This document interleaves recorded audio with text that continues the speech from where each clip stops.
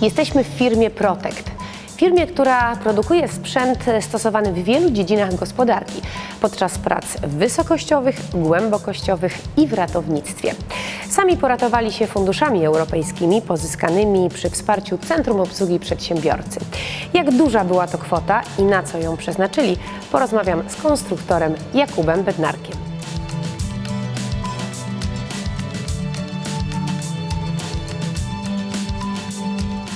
Jaka jest najistotniejsza misja Waszej firmy? Chcemy chronić ludzkie życie. To gruba sprawa. Jak najbardziej. Dlatego cały czas staramy się rozwijać nasze produkty, oferować ich jak najwięcej, żeby nasi klienci mogli czuć się bezpiecznie podczas swojej pracy. To co konkretnie produkujecie? Szelki, uprzęże bezpieczeństwa, urządzenia samochomowne albo systemy stałe zabezpieczające przed upadkiem z wysokości. Skąd pomysł na sięgnięcie po fundusze europejskie? Czy takiemu dużemu przedsiębiorstwu jeszcze jest to potrzebne?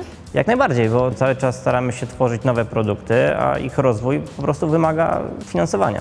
No to trochę teraz o konkretach, czyli o projekcie. Na co konkretnie wydaliście tę unijną kasę? Chcieliśmy stworzyć naszą własną linię środków ochrony głowy, a więc innymi słowy hełmów bezpieczeństwa. I to jest na tyle skomplikowany proces, że potrzebuje takiego zastrzyku gotówki z Unii Europejskiej i to dość dużego zastrzyku. Jak najbardziej. Proszę mi wierzyć, że na początku, jak zabierałem się za konstruowanie hełmu bezpieczeństwa, myślałem, że to prostszy produkt. Rzeczywistość zrewidowała zdecydowanie te moje przemyślenia, bo zdecydowanie potrzebowaliśmy funduszy, aby móc zdobyć takie know-how, które na pewno w przyszłości zaprocentuje i będziemy mogli tworzyć jeszcze więcej hełmów bezpieczeństwa. Te fundusze to była naprawdę duża kasa. A cały projekt ile? Cały projekt opiewał na prawie 2 miliony złotych, z czego dofinansowania otrzymaliśmy 600 000. Wy nie po raz pierwszy sięgnęliście po unijną dotację, prawda? No i to prawda, jak najbardziej tutaj było realizowane już kilka różnych projektów. Z tego co wiem, na pewno był tworzony projekt urządzenia samochomownego z funkcją wciągarki, co też było pewnym innowacyjnym produktem na rynku właściwie światowym. Co dają Wam unijne projekty? Szansę na innowacyjność i cały czas rozwój naszej firmy, bo pieniądze są potrzebne, aby móc gonić konkurencję, bo tak naprawdę tak zgaduję, że firmy, które na świecie zajmują się produkcją hełmów bezpieczeństwa, zajmują się tym od dziesiątek lat. Więc my, żeby móc nadgonić konkurencję, potrzebowaliśmy zastrzyku finansowego, który pozwoli nam jakby podskoczyć te kilka lat, przeskoczyć kilka lat rozwoju produktu. Ale z kolei doświadczenie w pozyskiwaniu funduszy europejskich już macie, co byś polecił, czy byś w ogóle polecił młodym przedsiębiorcom sięgać czy nie sięgać? Zdecydowanie sięgać, bo tak naprawdę pieniądze to jest tylko narzędzie w zdobywaniu tego know-how, o którym wcześniej mówiłem, ale tak naprawdę sam projekt unijny sam w sobie, to może być ciekawe, wymaga trzymania harmonogramu rozwoju projektu. A wiadomo, jak to jest w przedsiębiorstwie. Często zajmują się jakimś produktem, jeżeli nie trzymają nas jakieś ramy czasowe, to ten projekt potrafi się rozwlec. A jeżeli dostajemy ścisłe ramy, kiedy należy zrealizować projekt, to wtedy tak naprawdę zaciskamy zęby i szybciej dociągamy projekt do końca. Ten projekt dociągnęliście już do końca, ale czy w nowej perspektywie będziecie sięgać po fundusze europejskie? Na pewno, jeżeli będzie taka szansa, na pewno skorzystamy.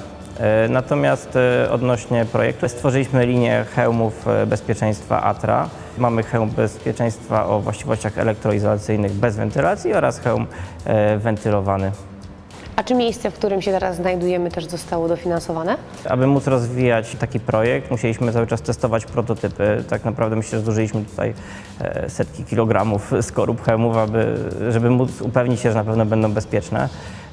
No, do tego celu potrzebowaliśmy po prostu stanowisk badawczych, żeby mieć dla siebie, ale nie tylko, bo tak naprawdę dzięki temu, że mamy te stanowiska badawcze, możemy współpracować z jednostkami badawczymi i wspomagać ich w wykonywaniu badań. Więc tak naprawdę to, że my skorzystaliśmy z tego projektu, to jest tylko część zalet tego dofinansowania, bo tak naprawdę przekazujemy naszą wiedzę dalej.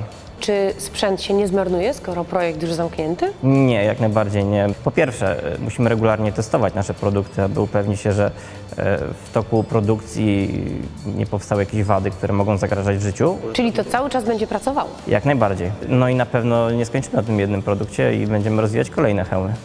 Czym ten hełm się charakteryzuje? Co jest w nim takiego niezwykłego? Tak naprawdę nasz hełm, to jest tak naprawdę jego największa zaleta, że można stosować go w zakresie temperatur do minus 30 stopni Celsjusza, więc tak naprawdę w Polsce myślę, że spokojnie go wykorzystamy. ale również na wschodzie, bo mamy również klientów w Rosji. Natomiast tak, jeśli chodzi o samo badanie, to hełm bezpieczeństwa musi wytrzymać uderzenie bijaka o masie 5 kg, zrzuconego z około metra. A wygląd? Czy wygląd też ma tutaj znaczenie? Tak, jak najbardziej. No, wiadomo, że kupujemy oczami, więc tutaj nie ma co ukrywać, że nasz produkt musiał być też ładny. I też taki był zamysł tego projektu, żeby stworzyć realnie konkurencyjny produkt dla takich wiodących produktów na rynku światowym. Myślę, że nam się udało, że ten design jest w miarę świeży, przykuwa oko. No i co? No i chcemy jak najbardziej oferować szeroką gamę kolorystyczną produktów. Czyli nie są tylko żółte albo czerwone? Jak najbardziej nie. Mamy właściwie wszystkie możliwe kolory. Żółty, to już wspomnieliśmy, bo jest oczywisty, ale specjalnie dla pań mamy wersję różową. To ja taki biorę. Dzięki funduszom europejskim pomysły, których realizacja nie byłaby możliwa jeszcze przez wiele lat, praktycznie od razu mogą zostać wprowadzone w życie. O, tak jak na przykład taki śliczny sprzęt. Przedsiębiorcy, sięgajcie po unijną kasę.